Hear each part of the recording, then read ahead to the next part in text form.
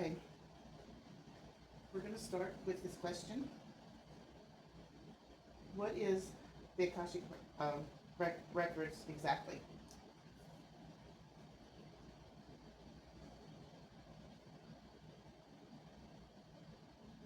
Well,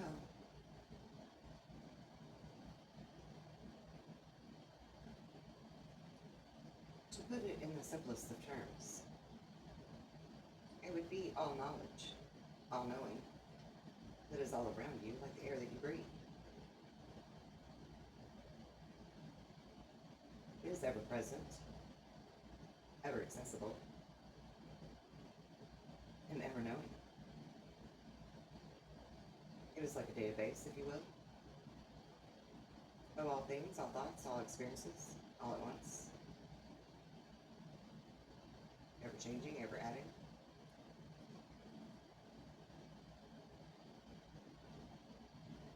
Okay, so who can access it? Trick question. Anyone and everyone, but only those who know or believe they can, or wish to. But it is accessible to everyone. When you have a thought, for example, that you feel is not yours, a brilliant idea, it is the Akashic records that you have tapped into.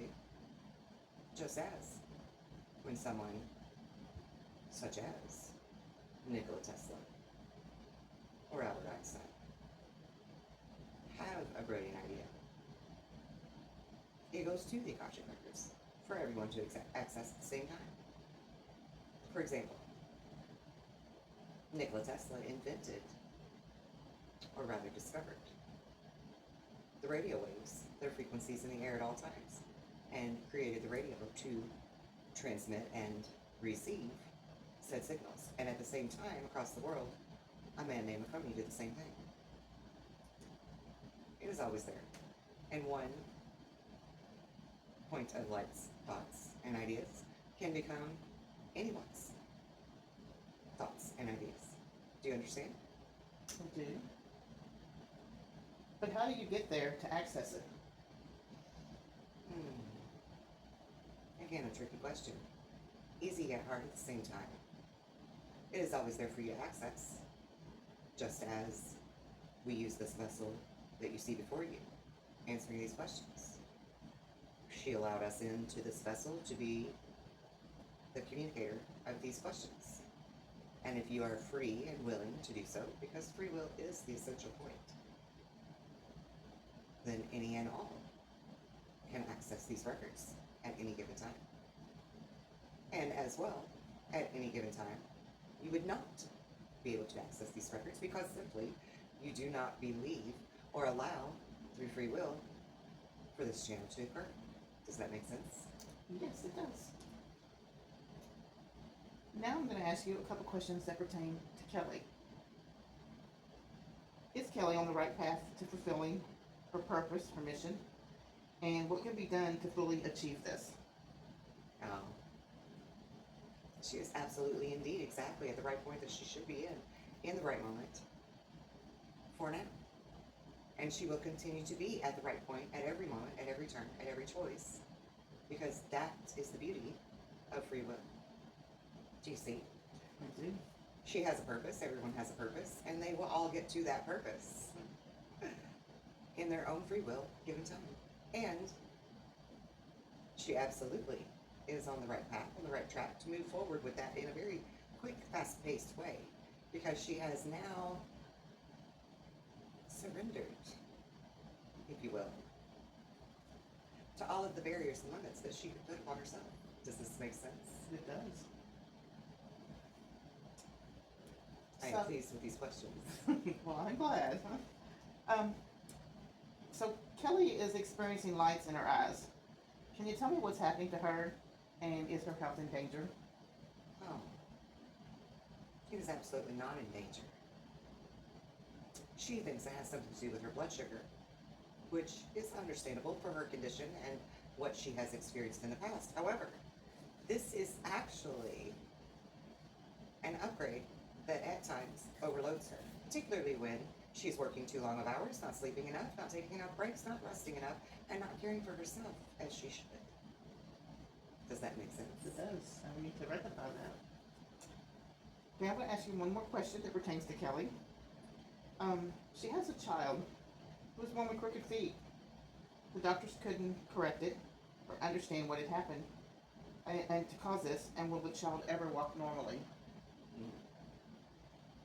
In order for the child to walk normally, this will take some type of reconstructive surgery and some therapies, because there is something that is similar to a clavicle in your neck area that is attached from your ankle to your heel that creates the angle that the child lacks. And this was a malfunction in him, not due to any type of gene or chromosome malfunction, but simply from the way that the child desired to sit within the mother's womb. And perhaps he chose this.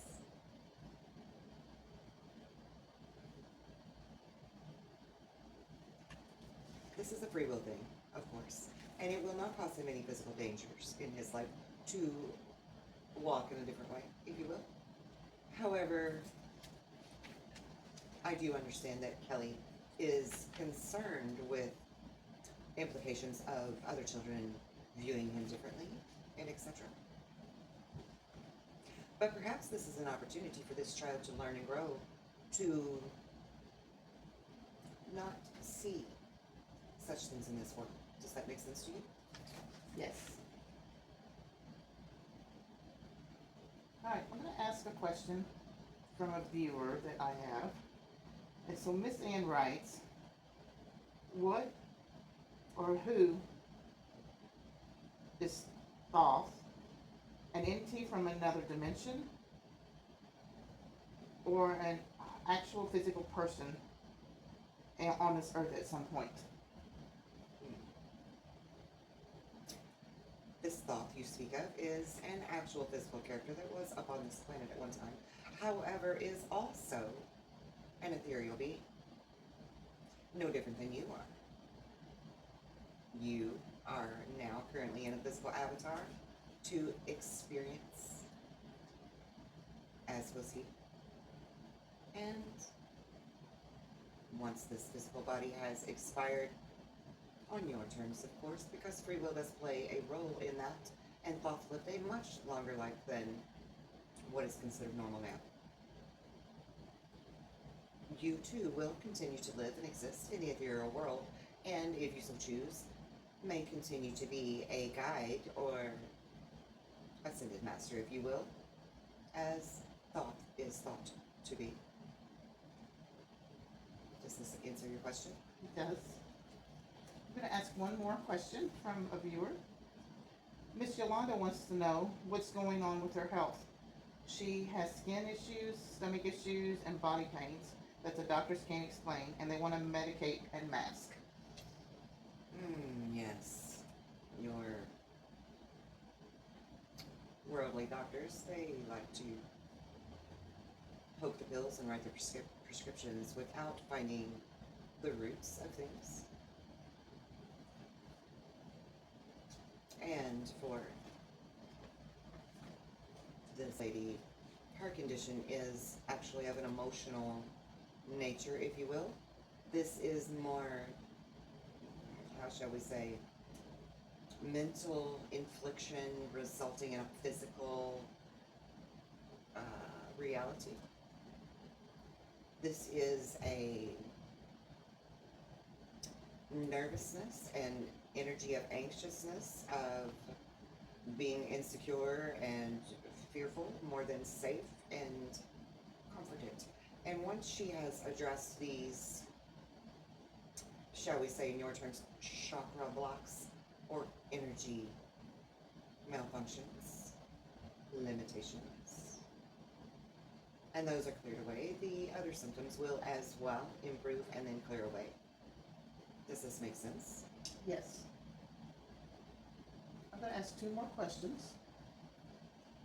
Is there a tipping point for mass awakening? And if yes, what is it?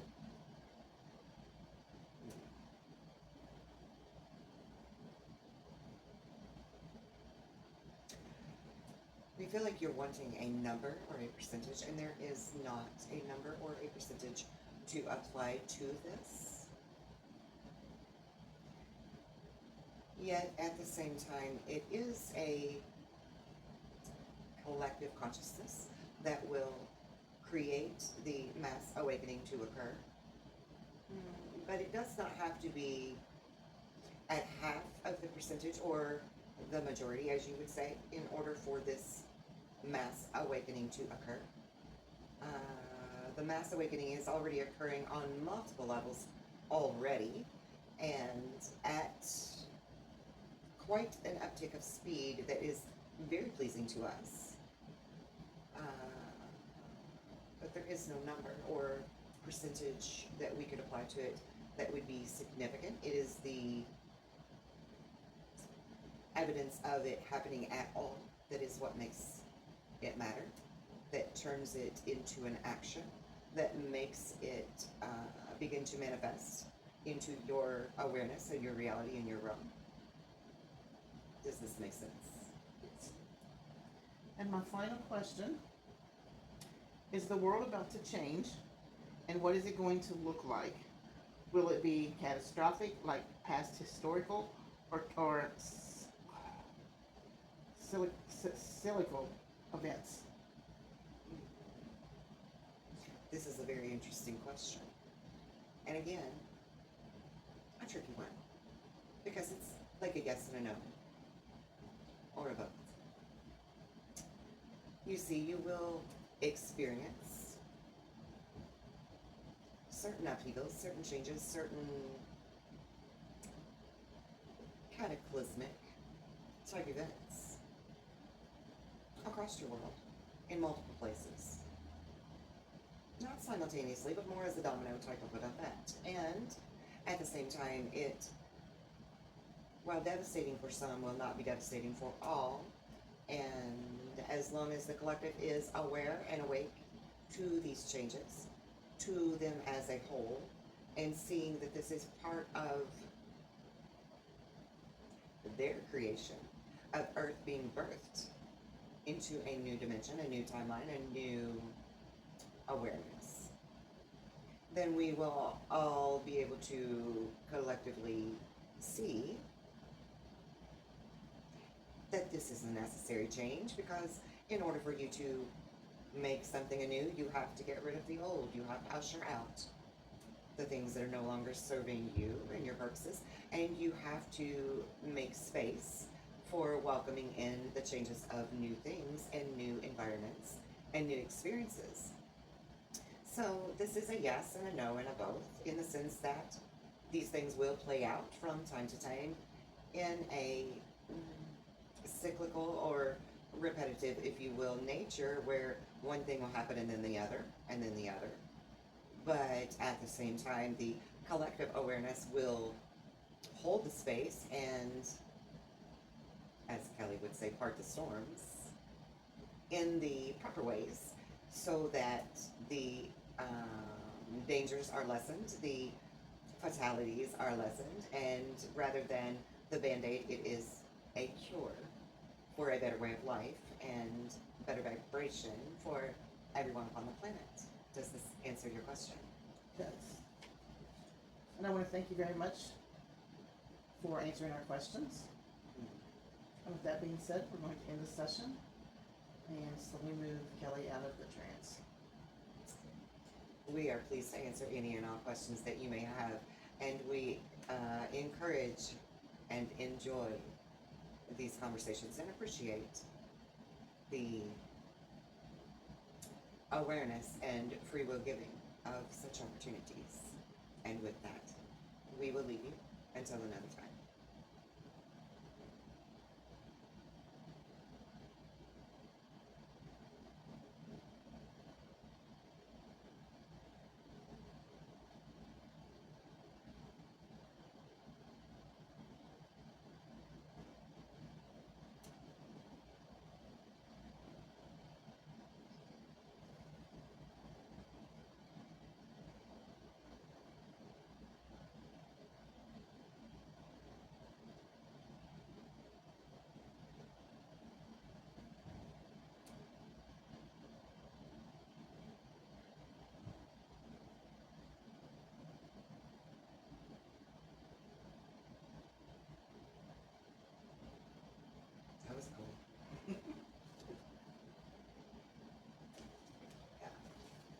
Was she aware of everything that was being said?